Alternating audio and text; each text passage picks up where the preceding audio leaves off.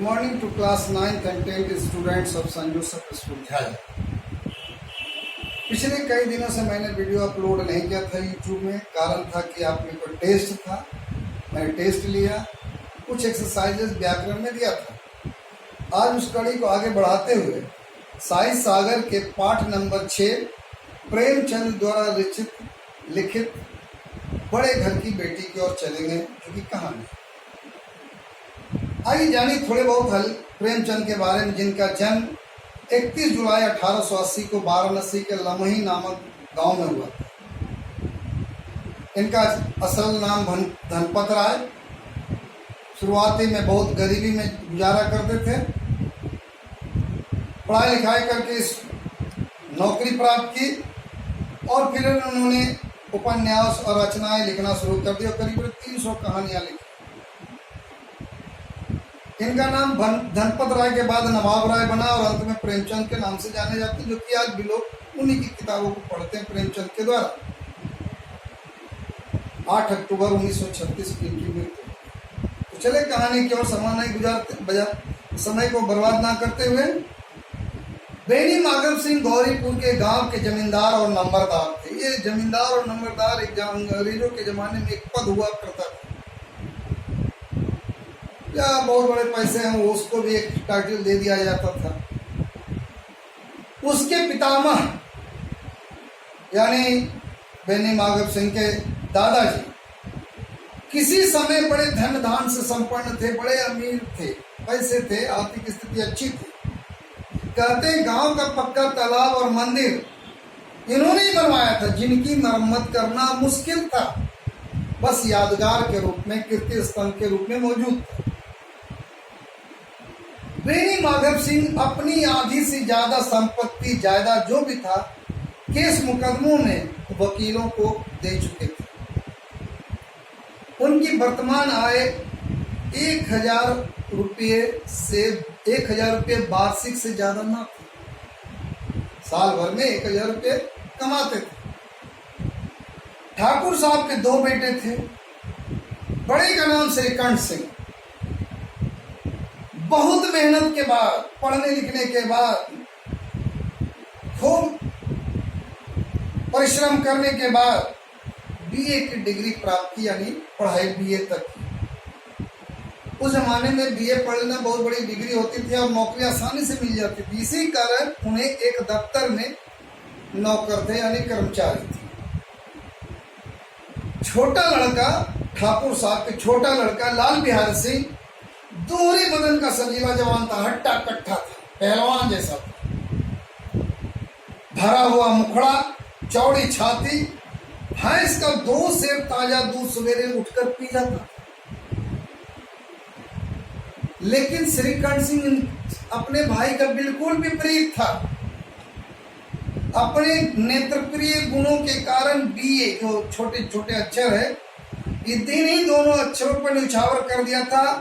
बड़ी इनका शरीर निर्मल और चेहरे को कांतिहीन बना दिया था, यानी दुबला पतला। और इसका भाई जस्ट डबल। श्रीकांत सिंह ने अंग्रेजी से डिग्री प्राप्त की थी। फिर भी अंग्रेजी से डिग्री प्राप्त करने के बावजूद भी पाश्चात्य सामाजिक प्रथाओं से विशेष प्रेम नहीं थे। वेस्टर्न कल्चर से इनका कोई प्रेम नहीं था, बल्कि उसका निंदा करते। जबकि उन्होंने वेस्टर्न एजुकेशन प्राप्त किया, पश्चिमी ज्ञान प्राप्त किया, अंग्रेजी के माध्यम से पढ़ा, लेकिन कभी उसके शरण में नहीं गए, बल्कि उनका तिरस्कार और निंदा क्या करते थे। दशहरा के दिन में बड़े उत्साह से रामलीला में भाग लेते थे और खुद अपने आप उस रामलीला में कोई ना कोई कलाकार बनते थे, कुछ ना कुछ भाग लेते थे। प्राचीन सभ्यता का गुणगान उनकी प्रकृति का प्रधान अंग था। सम्मिलित कुटुंब के तो वे एकमात्र उपासक थे।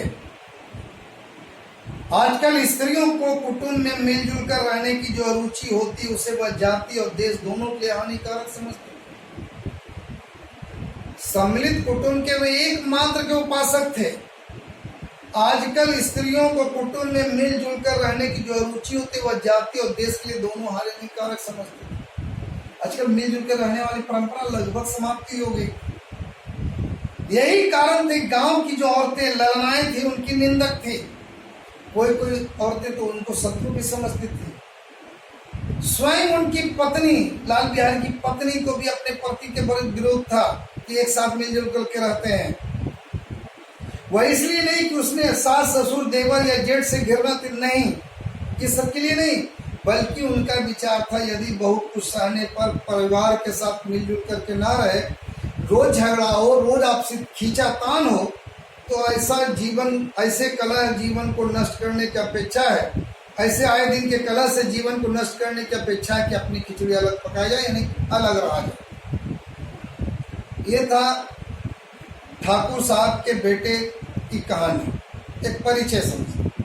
अब आनंदी एक बड़े ऊंच कुल की लड़की थी। उसके माँ बाप एक छोटी सी रियासत के तालुकेदार थे, यानी बड़ा जमींदार थे। विशाल भवन, एक हाथी, 3 कुत्ते, घर में झाड़ फनूस लगा हुआ, ऑनरेरी मजिस्ट्रेटी और रेल, एक प्रतिष्ठित तालुका के दार के योग पदार्थ, जो सब कुछ घर में विद्यमान था। नाम भूप सिंह। बड़े उदारचित और प्रतिभाशाली पुरुष थे, पर दुर्भाग्य से एक भी लड़का नहीं था। आनंदी चौथी लड़की थी, यानी 4 लड़की थी, लड़का नहीं था। आनंदी सभी बहनों में सबसे ज्यादा रूपवती थी और गुणवती थी, यानी पढ़ी भी होगी, गुण भी होगा, सुंदर भी होगी।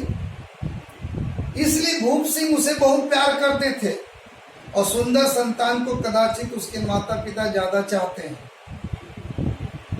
ठाकुर साहब बड़े धर्म संकट में थे कि आनंदी का विवाह कहाँ करें, क्यों करें। ना तो यही चाहते थे कि ऋण का बोझ बढ़े और नहीं स्वीकार था कि अपने को भाग्यहीन समझना पड़े। एक दिन श्रीकंठ सिंह किसी चीज के लिए चंदा मांगने गए। भूप सिंह उनके स्वभाव पर रिझ गए, उनके व्यवहार को देख करके अच्छा लगा और धूमधाम से श्रीकंठ सिंह का आनंदी के साथ अपनी पुत्री का शादी कर दिया। विवाह होकर के जब ससुराल आई, अपने घर में आई, यहाँ का रंग ढंग कुछ और था, कहाँ बड़ा भवन, कहाँ घर में सब कुछ सुविधा, यहाँ पर तो कुछ भी नहीं। जिस टीम टाम यानी बनाव श्रृंगार की बचपन से आदत थी, यहाँ पर कुछ भी नहीं था। हाथी घोड़े को तो कहना क्या, यहाँ सुंदर सजी हुई बैली नहीं थी, कमरे नहीं थे। रेशमी स्लीपर लाई थी कि बाग बगीचे में सैर करेगी, वो भी नहीं था।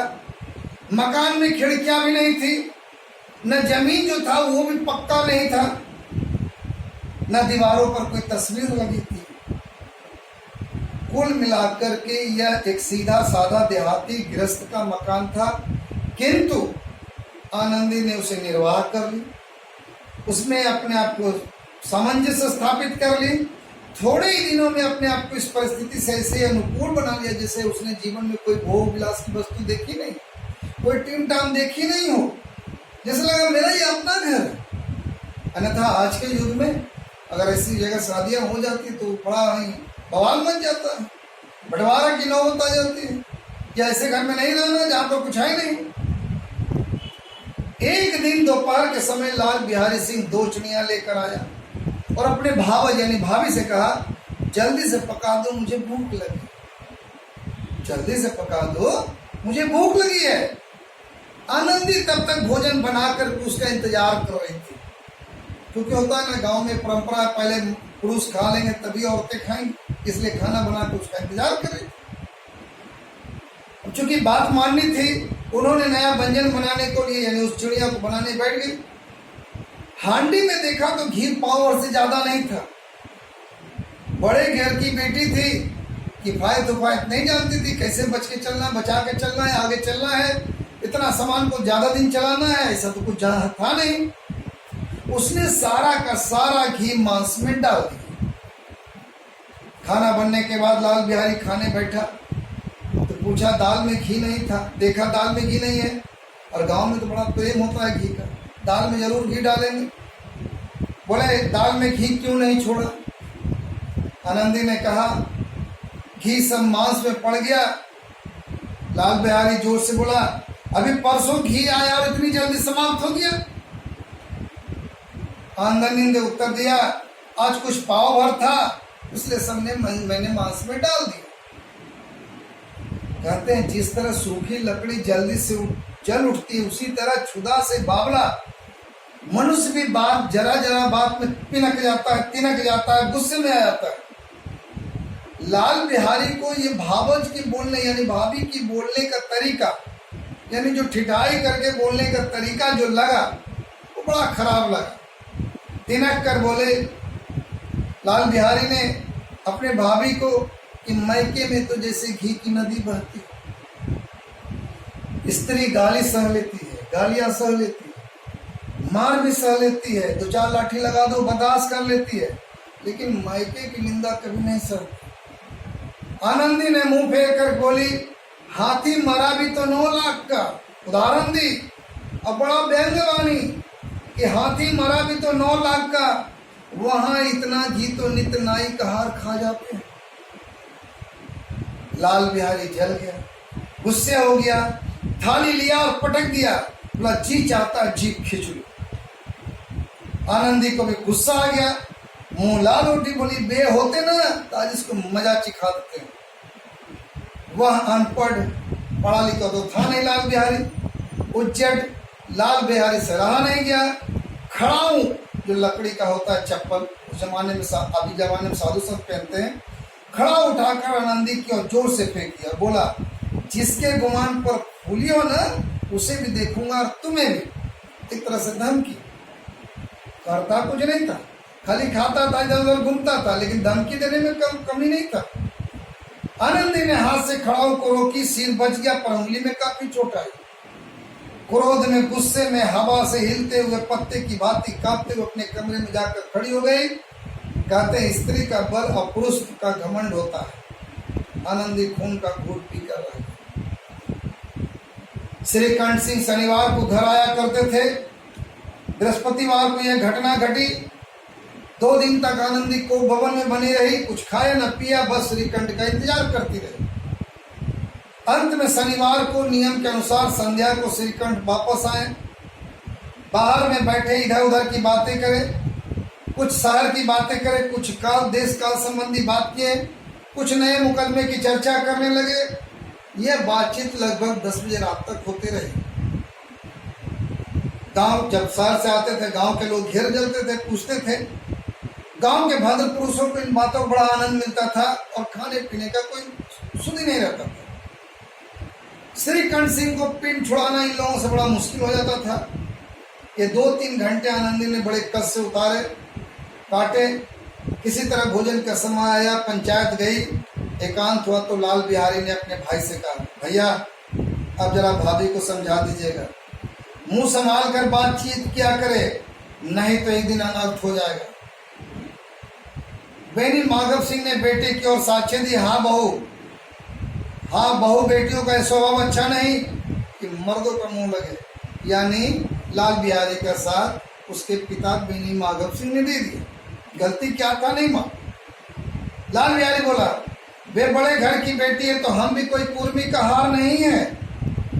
श्रीकंठ ने चिंतित होकर पूछा, भाई क्या बात है, आखिर बात क्या हुई?